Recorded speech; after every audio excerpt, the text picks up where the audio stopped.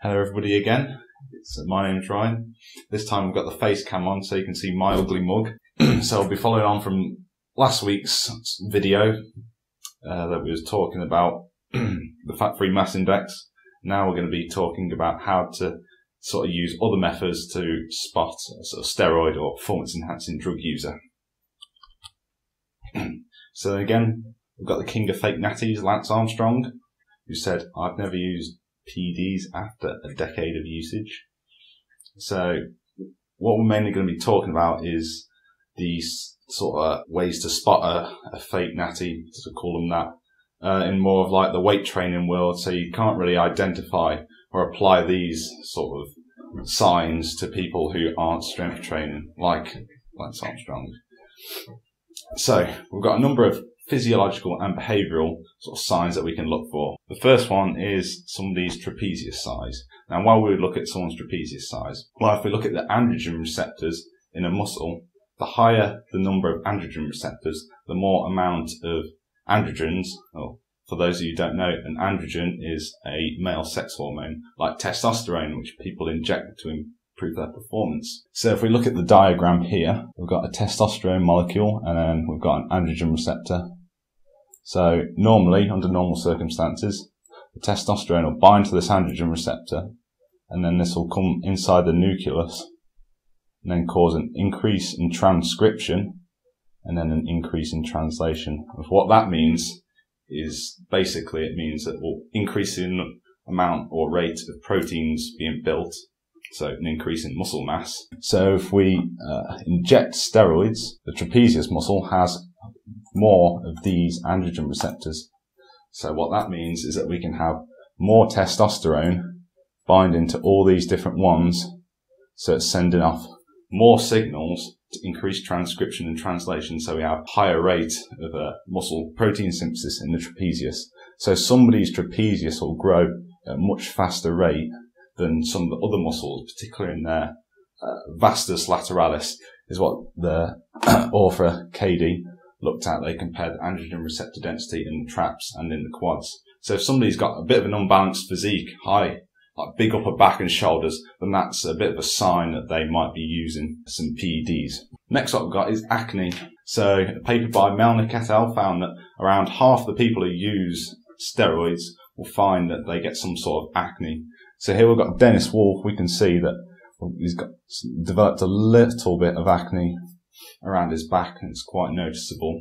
This isn't always indicative of steroid use, because people can get just acne without steroids, and also people can hide it with this benzoyl peroxide and also good hygiene practice. So it's not always a sign of steroid use, and people can hide it, but it's just something to look out for. Next is Gyno, or what some people call it, bitch tits. So here we can see the sort of different examples of what Gyno we can have. So in some people it'll be very sort of moderate, and then in some other people it'll be very noticeable. We can see this big deposit of sort of fat tissue around the sort of nipple.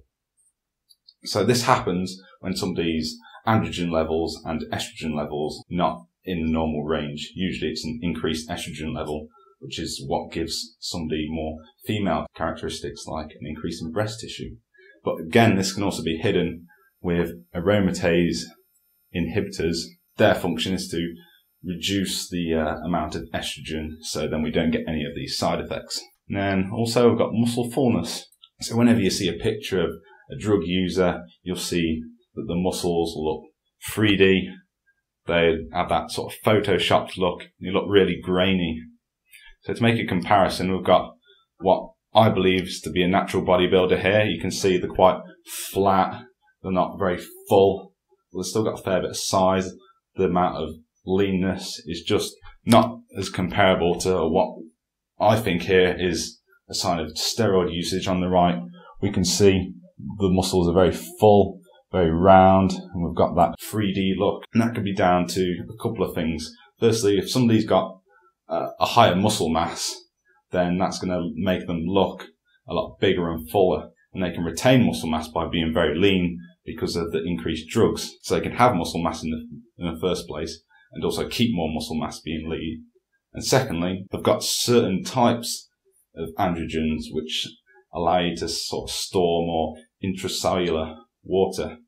Drugs like Trenbolone and Deca are very good at keeping the muscles full while sort of minimising that sort of extracellular fluid that some people have. And then finally, looking at some of the training and nutrition sides, looking at their particular practices.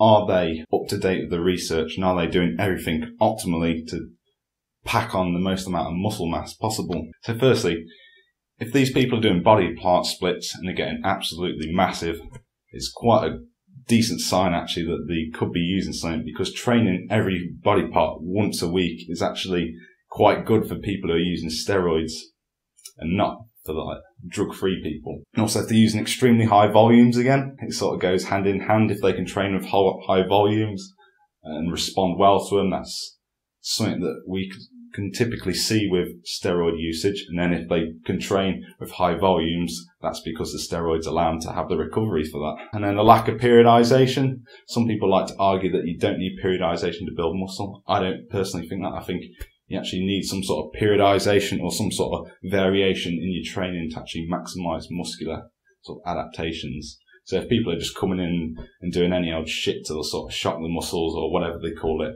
then that's kind of a sign that their training isn't on par. People with a fat-free mass index of well over 25, but are only like 21 years old. It's like, to get a fat-free mass index that high, you need to be training for a really long time to slowly accumulate the muscle. So if somebody's only been training for like 3 to 5 years and they've got lots of muscle mass, and that's a sure sign that they've been using some sort of exogenous hormones to help them get that level of muscle mass. In terms of nutrition, if somebody's mainly in an isocaloric or hypercaloric diet, or whether they stay lean year round, then that's a really good indicator that they're using some sort of substance, because one of the best anabolic properties with nutrition is being in a caloric surplus. So if somebody's making lots of gains while keeping like sub 10% body fat year round, and that's a sure sign that they're going to be using something to help compensate for that sort of lack of anabolic environment that you create with eating lots of food. So that's pretty much it from me. That's enough of the steroid topics for the meanwhile. Thank you for watching. See ya.